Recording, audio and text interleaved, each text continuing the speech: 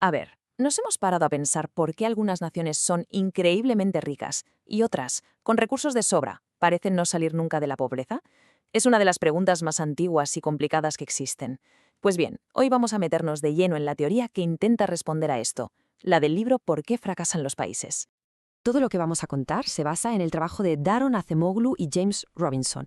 Y ojo, que no es un libro cualquiera, es un trabajo tan rompedor que les ha valido nada más y nada menos que el Premio Nobel de Economía de 2024. Y es que su teoría no solo responde a esa gran pregunta, sino que le da una vuelta a muchas ideas que dábamos por sentadas. Así que vamos al lío. La pregunta que es el motor de todo el libro es, básicamente esta. ¿De dónde salen el poder, la prosperidad y la pobreza? ¿Por qué esa línea que separa la riqueza de la miseria es tan brutalmente clara en nuestro mundo?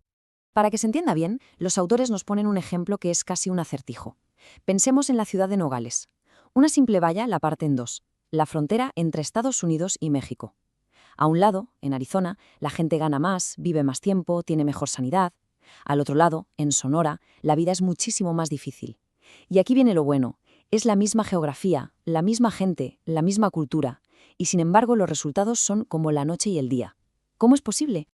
Para resolver este enigma, Acemoglu y Robinson nos dicen, un momento, antes de nada, vamos a quitarnos de en medio las explicaciones de siempre, esos sospechosos habituales que todo el mundo repite. La primera idea que siempre sale es la geografía, ¿no? Que si el clima, que si las enfermedades, que si no tienen recursos. Pero claro, volvemos a Nogales y ¡zas! Esta idea se cae por su propio peso. La geografía es exactamente la misma a los dos lados de la valla, así que por ahí no van los tiros. Vale, descartada la geografía. ¿Y la cultura? Esa idea de que hay culturas que fomentan más el trabajo y el ahorro. Pero a ver, pensemos un segundo en Corea del Norte y Corea del Sur. Antes de partirse en dos, compartían miles de años de historia y de cultura. Y hoy, bueno, uno es una potencia económica mundial y el otro vive en una pobreza terrible. Está claro que la cultura por sí sola tampoco lo explica todo. Venga, la última hipótesis típica, la ignorancia. Que los gobernantes de los países pobres simplemente no saben qué hacer. Los autores aquí son tajantes, dicen que esto es bastante ingenuo. Las élites muchas veces saben perfectamente lo que hay que hacer para que el país crezca. El problema es que esas políticas beneficiarían a todo el mundo, pero a costa de su propio poder. Y claro, no están por la labor. Entonces, si no es la geografía, ni la cultura, ni la ignorancia, ¿qué demonios es? Pues aquí llega la respuesta de los autores y es rotunda.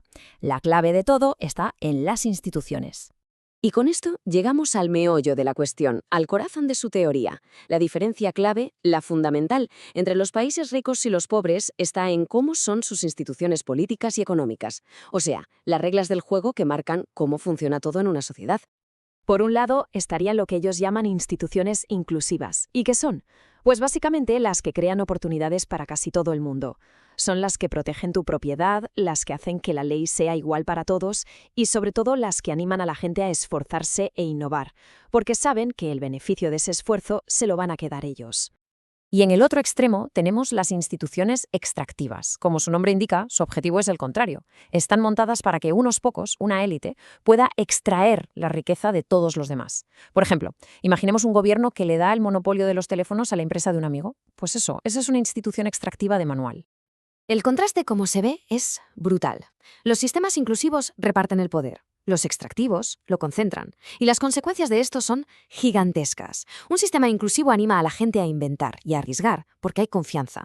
El otro sistema, el extractivo, le tiene pánico a la innovación. ¿Por qué? Porque la innovación trae destrucción creativa. Ideas nuevas que pueden hacer desaparecer los negocios viejos y con ellos el poder de la élite. Así que la frenan en seco.